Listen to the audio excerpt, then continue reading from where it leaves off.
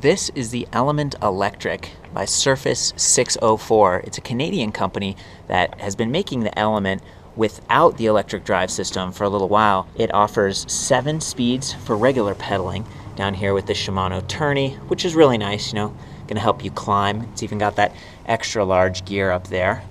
And on the front chainring, they've got a really solid aluminum bash guard as well as a plastic guide just to keep the chain on track from kind of falling off. Nice pedals here, they're a little bit oversized. The rack itself, sort of a bolt-on design, which means that over time, if it's rattling or something, you can tighten it up. And then the shifting mechanism up here is just a really kind of a simple oversized thumb shifter. You can press there, clearly see which gear you're in.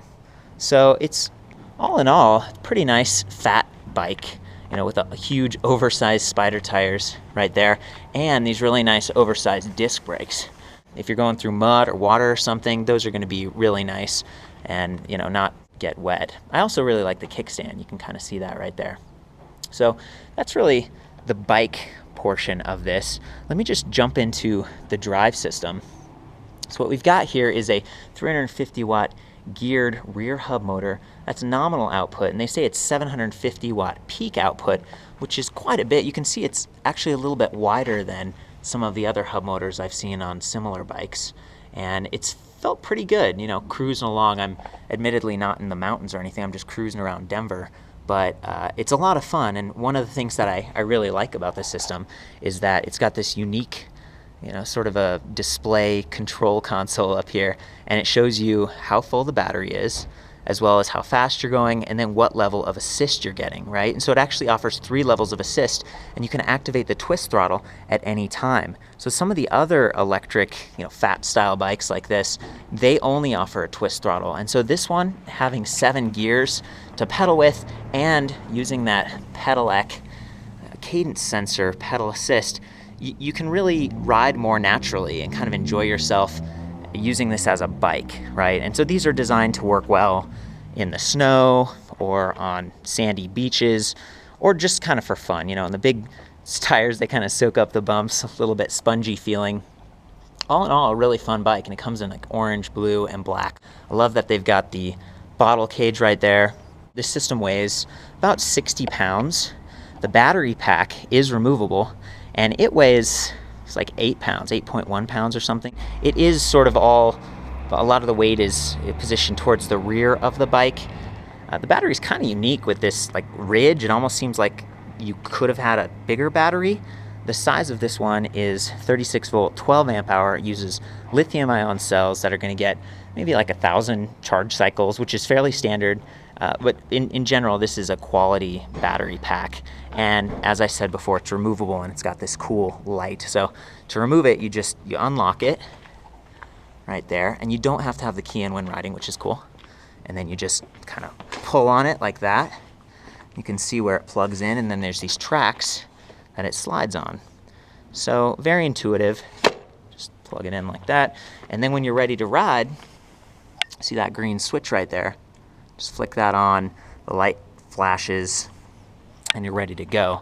You will want to lock it in place though, so it doesn't fall off. The tubing on this rear rack is a little bit larger than standard bicycle racks, and so I'm not sure how well this would work for actually adding panniers, or maybe you could fasten a rear rack on top, but you don't want your battery to get too hot. That's sort of a question mark in my mind, but I think frankly this bike is more about getting off-road and having some fun than commuting and hauling stuff. There's also no fenders, and I'm not sure if they even make fenders for this kind of thing, but the rear rack is going to provide some protection from water and mud. So now that we've plugged the battery in, we'll press the power button. You see it lights up. It tells us we got full battery, 0 kilometers per hour, right? Because this is from Canada, and we're in mode 1. It's a fun little bell. I'm going to go ahead and start pedaling in mode 1, and you can hear the motor.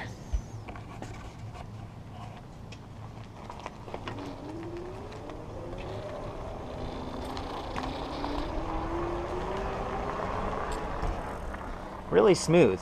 And so the cadence sensor on this bike has like 12 magnets instead of 6.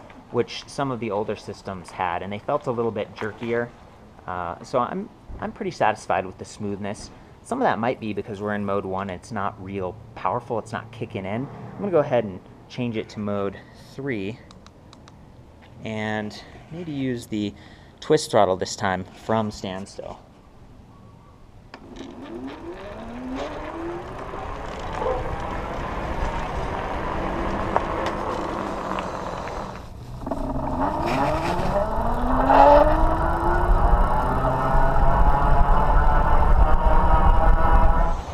Not bad. Whew.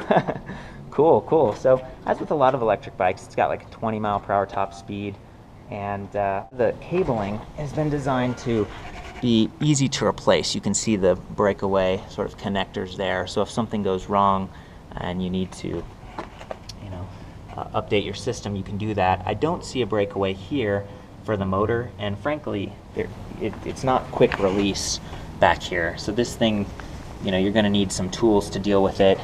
And if you've got a car and you're trying to transport it, it's a little bit unwieldy. It's a little bit large.